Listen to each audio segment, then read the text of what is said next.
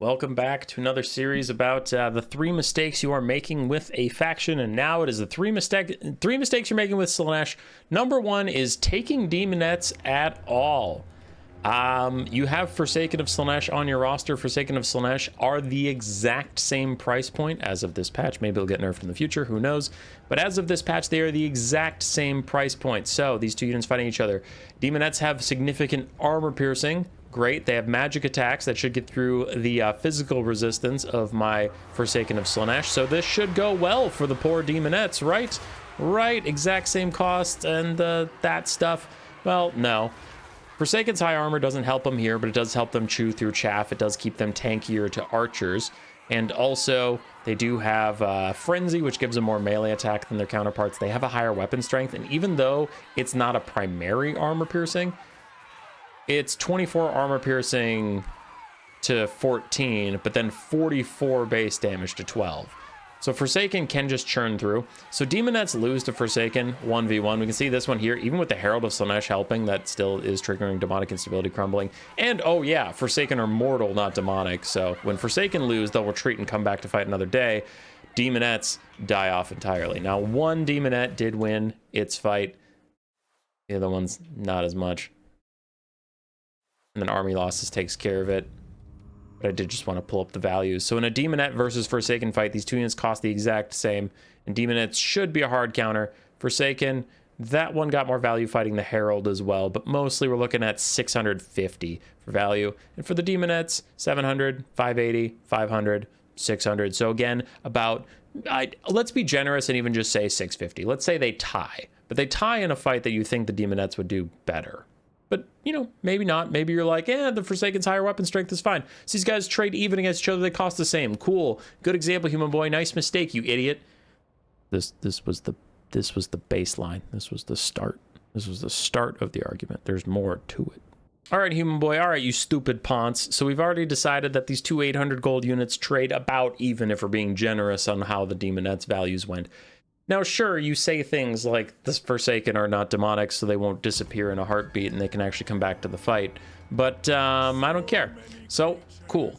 Let's fight just straight up armored infantry this time. No dichotomy of, well, the Daemonettes are armor piercing, but they don't have high armor, so the Forsaken's high weapon strength beats them. No. Both of them are fighting the same target. That target has incredibly high armor. Cool? Cool. Well, the Forsaken's high melee attack does do better than the Daemonettes versus more elite targets. You know, elite targets usually have higher melee defense, so the Forsaken have a higher chance of getting through that. And then their higher armor means they take a little less damage in return. Daemonettes do have physical resistance, and these Chaos Warriors I picked don't have magic damage. But the Daemonettes have died off. Forsaken are routing around the same time, but I would like to point out that you still have Forsaken that will rally in a second and come back. The Daemonettes are flat out dead. I keep bringing that up, but it is very important. But let's take a look at those values against the target that the Daemonettes are built to kill. 400, 400. Oh, for the Forsaken, 400 and 400. Two of them almost literally tied, and the other ones were pretty darn close. If you round, they both end up at 400. But like the Daemonettes edged it out by maybe 20 value on average. Okay, cool. So that was what the Daemonettes were supposed to fight. So what the Forsaken are supposed to fight is everything, but being generous here, it's chaff infantry. Berserkers are not chaff infantry, but instead of making a very long example of them each churning through 7 or 8 men-at-arms of Bretonnia, let's just get on with it. Light armor, high damage berserkers, simulating fighting 4 or 5 peasants in a row. As you're fighting against them, Daemonettes will take high attrition with only 10 armor and 36 melee defense compared to the Forsaken's lower melee defense of 20, but their higher armor, they eat those berserkers for breakfast, killing them faster than the Daemonettes did, so they do get through chaff or lightly armored infantry faster, but they also survive better and can kill more. Where the Daemonettes lost the berserkers, the Forsaken will win. Forsaken even fight the Marauder Chieftain. They keep churning through, even taking some of the Daemonettes' lunch to finish those guys off. Forsaken continue to fight them as the Chieftain finally goes back to being AFK. Once again, you know what? I won't mention it again. You guys are sick of hearing about the demonic instability means that the Daemonettes won't come back and the Forsaken will. I'm not going to mention that again. Aha. But you can see the kills here. 540, 580, 780, and 1024. These values aren't crazy different, but remember my argument at the start. My argument at the start was the mistake you're making is taking Daemonettes when you have Forsaken available. They're the same cost, they perform about the same versus the targets the Daemonettes are meant to fight, and the Forsaken do much better against the targets the Forsaken are meant to fight. Is the Daemonette a trash unit? No, but the Forsaken's just better in every way, so you're making a mistake if you take Daemonettes. Sorry, not sorry. Slaanesh mistake number 2 is also unfortunately unit selection based. The demonic chariots of Slaanesh have been getting buffs over the last patches, and it's still not worth it, my friends. Here I've taken Seeker chariots which are 50 gold cheaper than the Chaos Chariot of Slaanesh, and I've taken Hellflayers, which I believe are 200 gold more expensive than these guys. But they are demonic, and they have lower armor, and they have lower leadership, or some of them do. So we'll see how that goes as they charge these brace spears. Now, these are brace spears. I understand that. I'm not giving the demon chariots a great light, but they are stuck on them.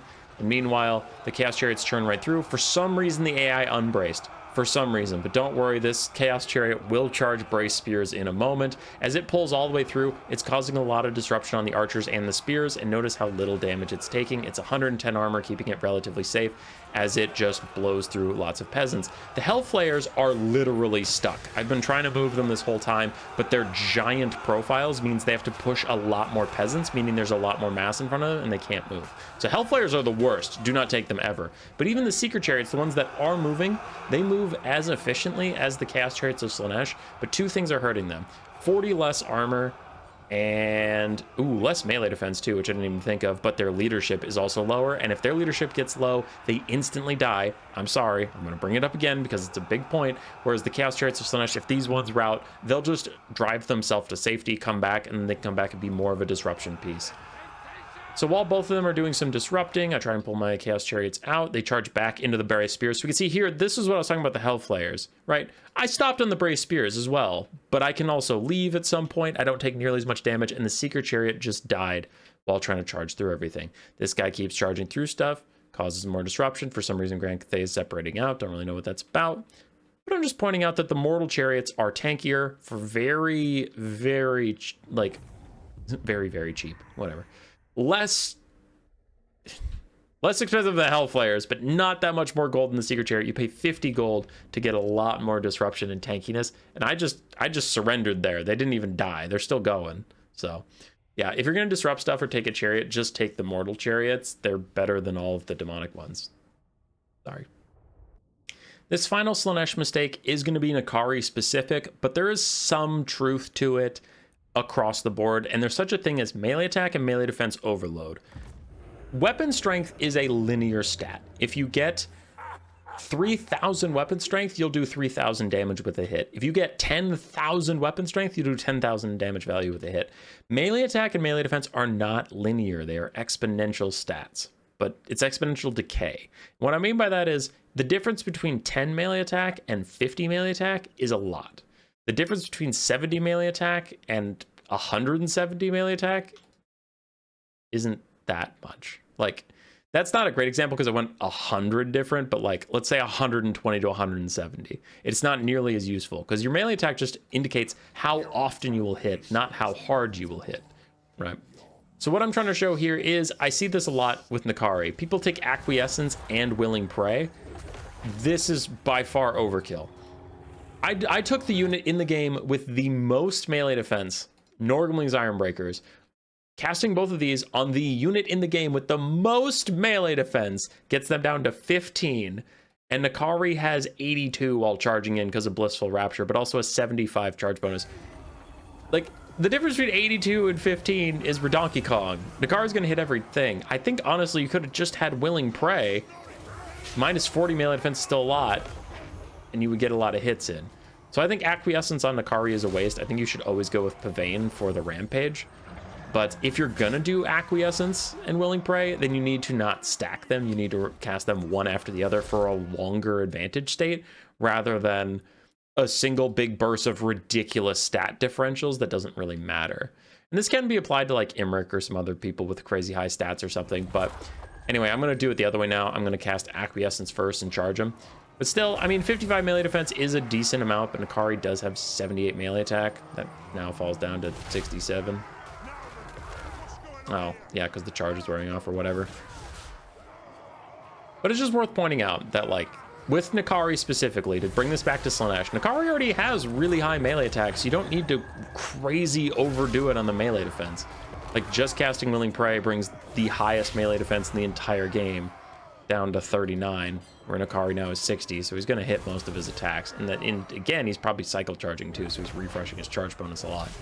You just don't need to cast both at the same time. That's overkill. You're wasting your Winds of Magic and your cooldowns. Nakari's going to hit 100% of the time anyway. All right. Goodbye.